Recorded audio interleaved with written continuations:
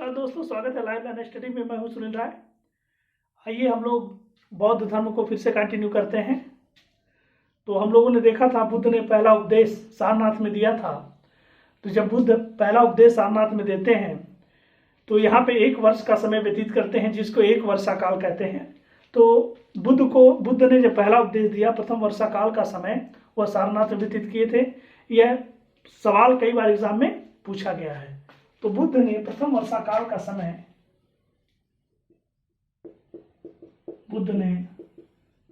प्रथम वर्षा काल का समय सारनाथ में व्यतीत किया।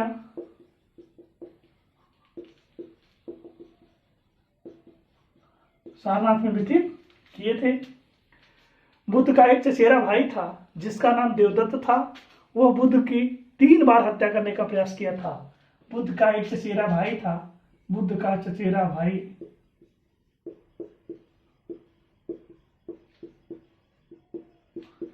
भाई देवदत्त था, जो बाद में बुद्ध का शिष्य बना। बाद में बुद्ध का शिष्य बना। उसके बाद एक सवाल कई बार एग्जाम में पूछा जाता है कि पहली बार बौद्ध भिक्षुणियों को बौद्ध संघ में आने की अनुमति कब मिली। तो उसके बाद में यह तब मिलता है जब बुद्ध को ज्ञान प्राप्त होता है। ज्ञान प्राप्त करने के 5 साल बाद बुद्ध वैशाली जाते हैं। वैशाली जाने पर उनका एक शिष्य आनंद उनको सलाह देता है कि आप महिलाओं को भी बौद्ध संघ में आने की अनुमति दें, जिससे बौद्ध धर्म का और तेजी से प्रसार हो सके। तो बुद्ध पहली बार वैशाली में ही अपने प्रिय शिष्य आनंद के कहने पर महिलाओं को बौद्ध संघ में आने की अनुमति देते हैं और पहली बौद्ध शिष्या उनकी मौसी प्रजापति गौतमी बनती हैं। वैशाली जाने के उपरांत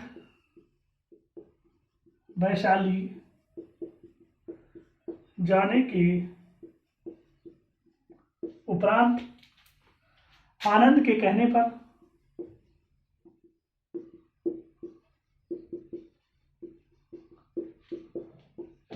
कहने पर प्रथम बार बौद्ध संघ में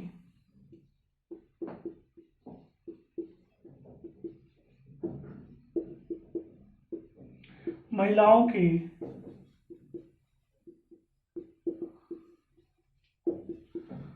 आने की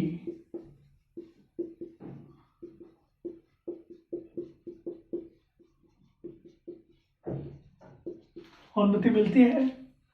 प्रथम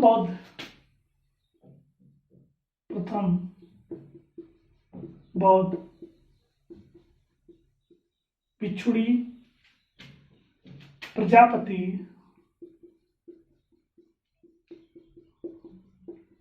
गौतमी बनती हैं। ध्यान रखिएगा, प्रजापति गौतमी यह बुद्ध की मौसी थी जिन्होंने इनका पालन पोषण किया था। उसके बाद में ज्ञान प्राप्त करने के बाद बुद्ध श्रावस्ती जाते हैं। 20 वर्ष बाद वहां पे श्रावस्ती में अंगुलीमाल नामक डाकू को बौद्ध शिष्य के रूप में स्वीकार करते हैं। उसके बाद पावा से बुद्ध फिर कुशीनगर आते हैं, जहां ये मल्लों के सवादाह में रुकते हैं और सवादाह में सुभद्र को अंतिम बार यह उपदेश देते हैं। कुशीनगर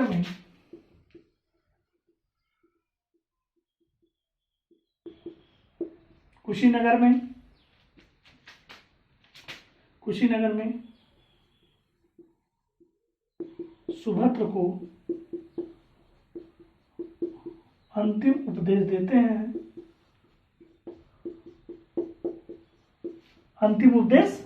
हैं।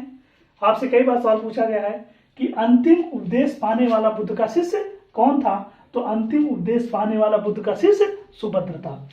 उसके बाद में सुभद्र को अंतिम उपदेश कहाँ देते हैं? कुशीनगर में। कुशीनगर में इनकी उम्र 80 वर्ष की हो चुकी रहती है। 80 वर्ष की अवस्था में 80 वर्ष की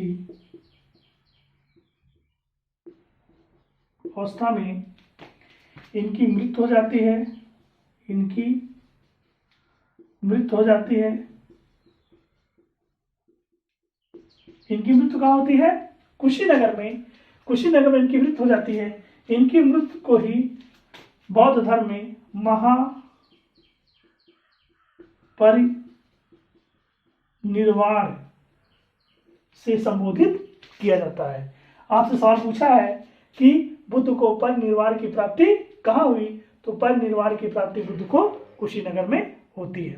अब आइए हम लोग पढ़ते हैं बौद्ध धर्म के प्रमुख सिद्धांत कौन कौन से हैं। बौद्ध धर्म के 4 प्रमुख सिद्धांत हैं।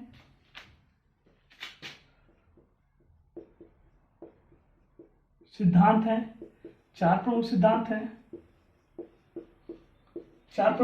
हैं। पहला सिद्धांत है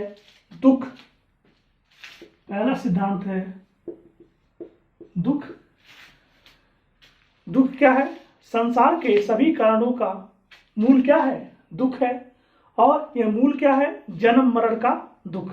जन्म मरण यानी बार बार जन्म लेना, बार बार मृत्यु का होना क्या है? दुख है। यह पहला सिद्धांत है बुद्ध का, दुख।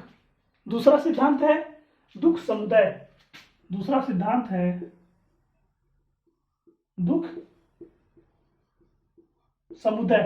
ये दुख समुदय क्या है? दुख समुदय का अर्थ होता है कि इसमें बुद्ध ने दुख के कारणों को बताया। इसके लिए प्रतीतमय समुत्तमय, इसके लिए बुद्ध ने प्रतीत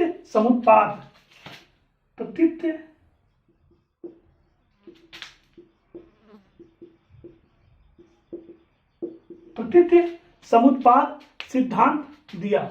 इसमें दुख समुदाय में दुख के कारणों को बताया, कि किन कारणों से दुख को झेलना पड़ता है। तीसरा सिद्धांत इन्होंने बताया दुख निरोध।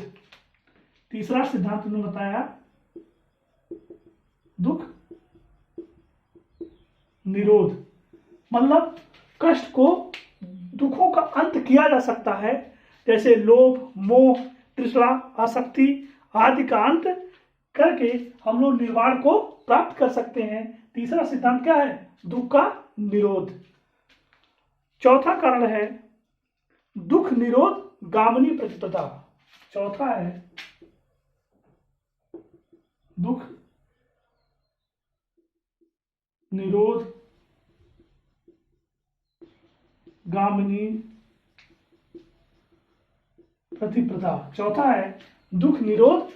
प्रतिपदा। इसका मतलब दुखों को दूर करने का मार्ग क्या है, और यही जो दुखों को दूर करने का मार्ग है, यही क्या है? इसके लिए उन्होंने 8 मार्ग बताए, और यही 8 मार्ग क्या पर कहलाता है? बौद्ध धर्म का अष्टांगिक मार्ग कहलाता है। इसी को अष्टांगिक मार्ग कहते हैं। देखिए, सबसे पहले 4 प्रमुख सिद्धांत हैं। पहला सिद्धांत कौन है? दुख। यानी दुख क्या है? सभी संसार में जो लोग आते हैं बार बार, जिनका जन्म हो रहा है, जिनका मृत्यु हो रहा है, यही क्या है? यही दुख है। और दुख समुदाय क्या है? इसमें दुख के कारणों को बताया, जिसके लिए उन्होंने प्रतीत समुत्पाद नामक सिद्धांत का प्रतिपादन किया। अर्थात उन्होंने यह बताया कि जिसका जन्म होगा उसकी मृत्यु होगी, और जिसका मृत्यु होगा उसका जन्म होगा। यही क्या है? यही दुख समुदाय में इन्होंने बताया। तीसरा क्या है? दुख का निरोध है। यानी दुखों का अंत किया जा सकता है। लोभ का अंत, मोह का अंत, तृष्णा का अंत, आसक्ति का अंत आदि सभी का क्या किया जा सकता है? अंत किया जा सकता है। चौथा, उन्होंने दुख निरोध कामनी प्रतिपदा, यानी दुख दूर करने का मार्ग बताया। यही मार्ग क्या कहलाया? यही मार्ग अष्टांगिक मार्ग कहलाया। और जिसको 8 मार्गों से आप दुख को क्या कर सकते हैं? हमेशा के लिए समाप्त कर सकते हैं। आइए देखते हैं अष्टांगिक मार्ग क्या है। अष्टांगिक मार्ग,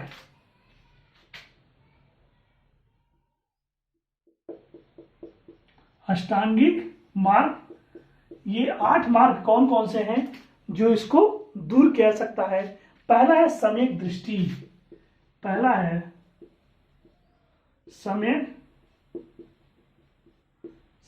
दृष्टि, समान दृष्टि, यानी सत्य असत्य पाप पुण्य में अंतर करना ही क्या है? सम्यक दृष्टि है। आप जब विभेद नहीं कर पाएंगे कौन सा पाप है, कौन सा पुण्य है और कौन सा सत्य है, कौन सा असत्य है, तब तक आप सम्यक दृष्टि को सही रूप में समझ नहीं पाएंगे। दूसरा है सम्यक संकल्प,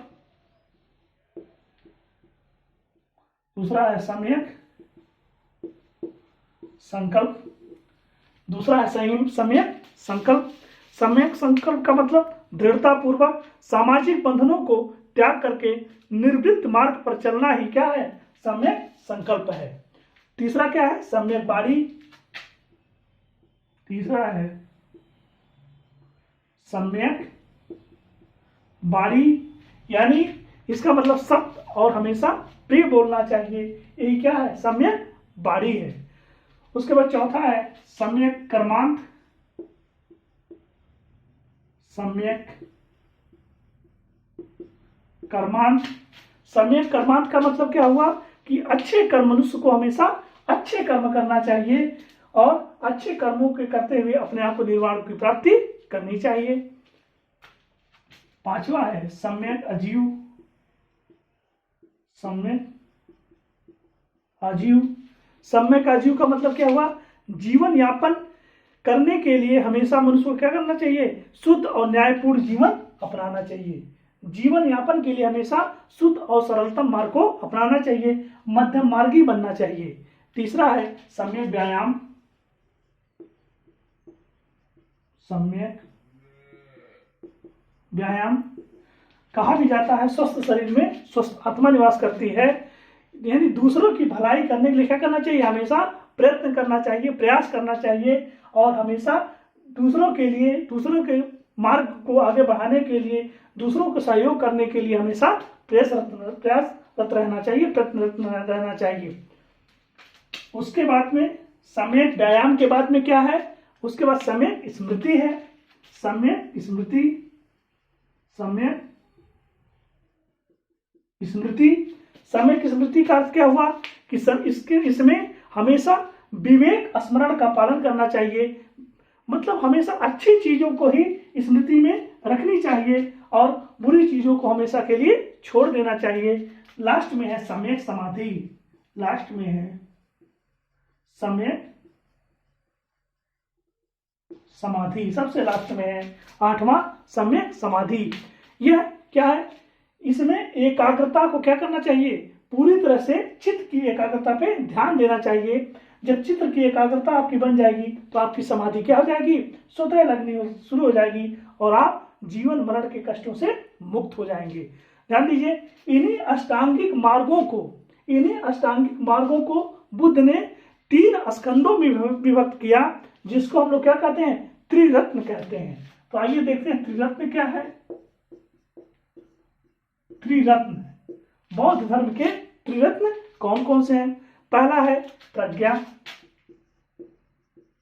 प्रज्ञा पहला है, प्रज्ञा पहला त्रिरत्न में पहला रत्न क्या है? प्रज्ञा। दूसरा है